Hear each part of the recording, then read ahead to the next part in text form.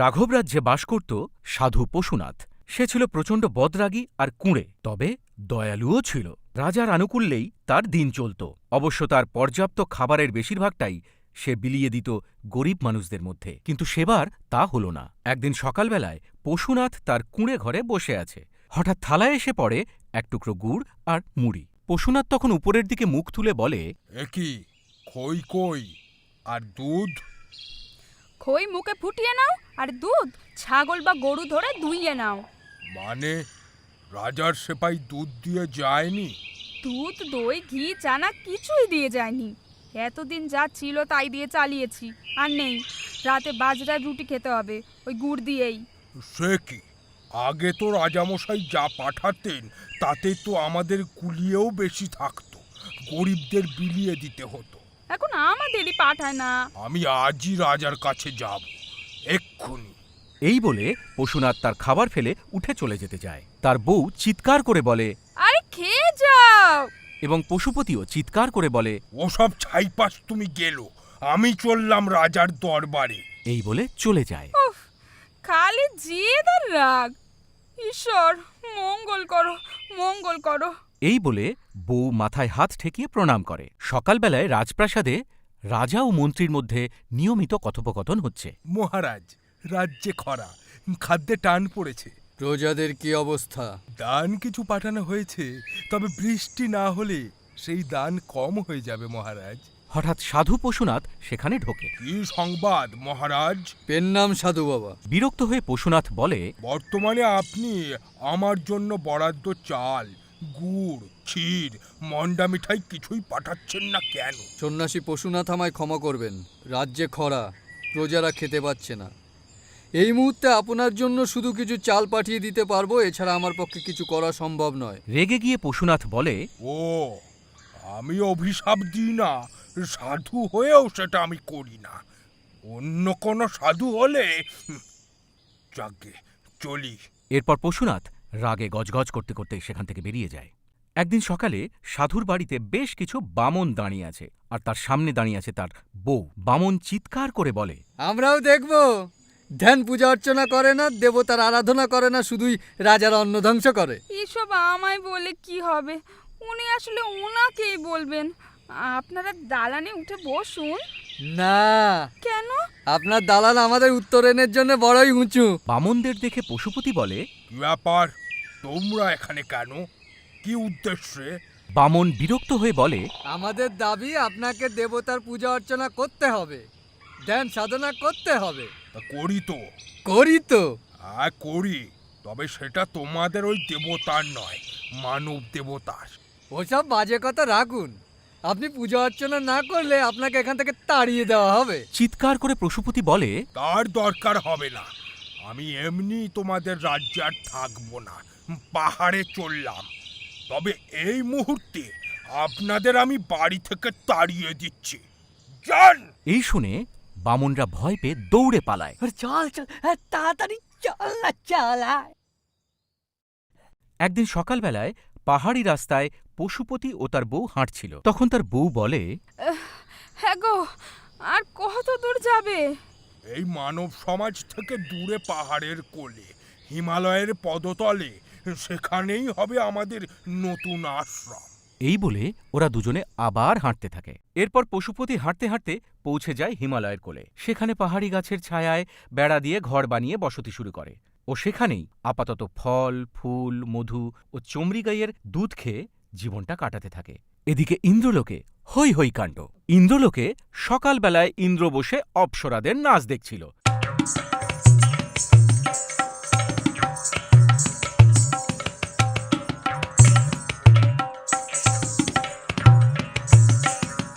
তখনই নারদ এসে বলে, নারায়ণ নারায়ণ। কি ব্যাপার নারদ, এই অসময়ে? ক্ষমা করবেন, আপনাদের আনন্দে ব্যাঘাত ঘটালাম, কিন্তু খবরটা আপনাকে বলা অত্যন্ত জরুরি। কি খবর তা একবার শুনে দেখি। বজ্রাগী মেজাজি পশুপতি ধ্যানে বসেছে হিমালয়ের কোণে। ইন্দ্র আঁতকে উঠে বলে, বলো কি, কলিযুগে ধ্যান ভঙ্গ করতে হবে যে করেই হোক? নিশ্চয়ই কোনো মতলব আছে। পাঠাও পাঠাও, অপ্সরা, মেনকা, উর্বশী যে যেখানে আছে তাদের পাঠাও। সবাই তো বৃদ্ধ হয়েছে, রূপ নেই, নাচতে পারে না, কোমরে ব্যথা।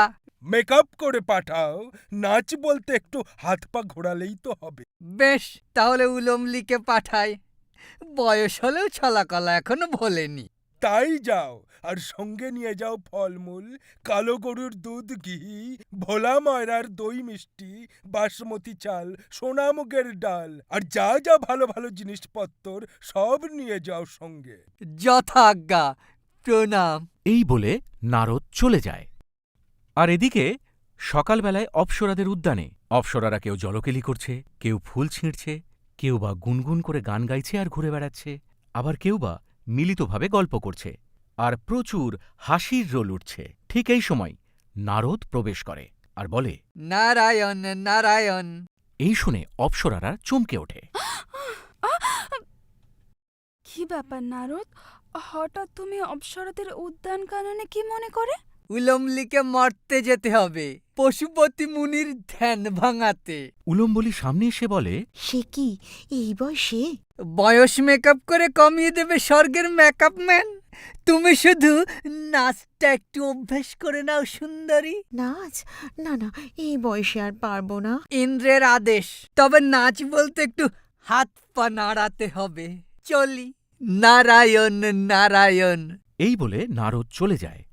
এরপর উলম্বলি বোলের সাথে সাথে নাচের অভ্যেস করতে থাকে, কিন্তু বারবার পড়ে যায় এবং হাঁপিয়ে পড়ে। তারপর উলম্বলির মেকআপ চলতে থাকে এবং ধীরে ধীরে উলম্বলি সুন্দর হয়ে উঠতে থাকে। এরপর এক অপ্সরা ন্যাকামি করে বলে, ওরে উলম্বলি, তোকে তো চেনাই যাচ্ছে না। মনে হচ্ছে তুই যেন ষোড়শী, একেবারে 16 বছরের ছুরি। পশুপতির ধ্যান ভাঙাতে তোর তো কোনো বেগ পেতেই হবে না, তোর ওই রূপই যথেষ্ট। এই শুনে সব অপ্সরারা হাসতে থাকে।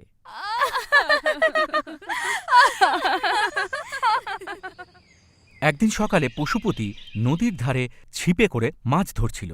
ঠিক তখনই পশুপতির বউ আসে এবং এসে বলে, শোনো, আমি জঙ্গলে গেলাম কাঠ কাটতে।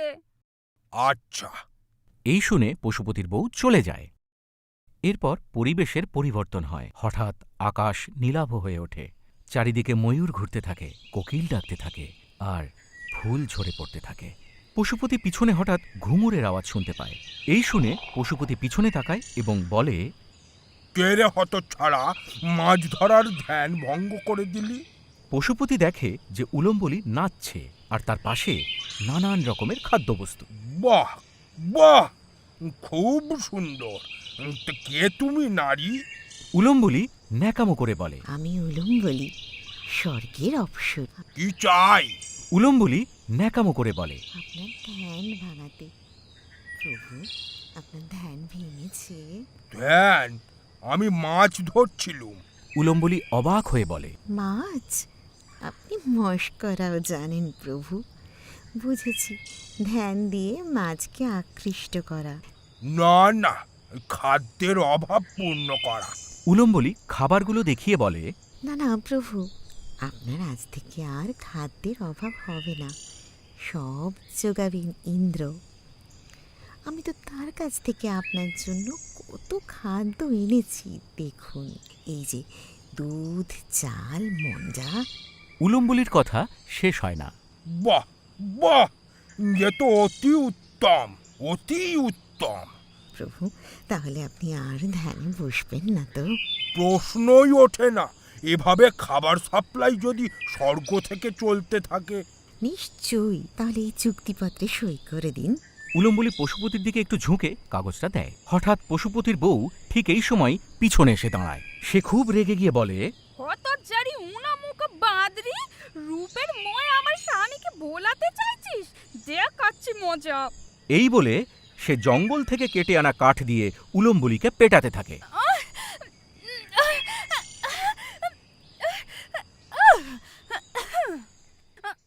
এবং পেটাতে পেটাতে বলে, হতচ্ছাড়ি উনামুখ বাদরি, বয়স হয়ে গেল তবু এখনো মেপাক করে পুরুষ ভোলানো।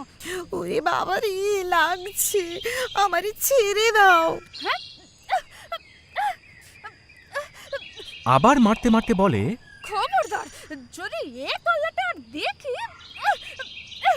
না আর আসবো না, চলি। উলম্বলি সেখান থেকে চলে যেতে চায়। তখন পিছন দিক থেকে পশুপতি গলা তুলে বলে, বলছি প্রতিদিনের বরাদ্দ খাবার দিতে ভুলো না কিন্তু। না না, ভুলবো না। ভুললেই ধ্যান আর ওই চালা কাঠপেটা মনে থাকবে তো? থাকবে থাকবে। এই বলে উলম্বলি সেখান থেকে পালিয়ে যায়। সেদিন থেকে পশুপতি আর তার বউয়ের খাবারের কোনো অভাব রইল না। স্বর্গ থেকেই আসে ঘড়া ঘড়া দুধ, মধু, ঘি, মিষ্টি ইত্যাদি। বেঁচে যাওয়া খাবার আবার আগের মতো সাধারণ মানুষদের মধ্যে বিলিয়ে দিতে থাকে পশুপতি। এইভাবে তারা আবার সুখে শান্তিতে থাকতে শুরু করে।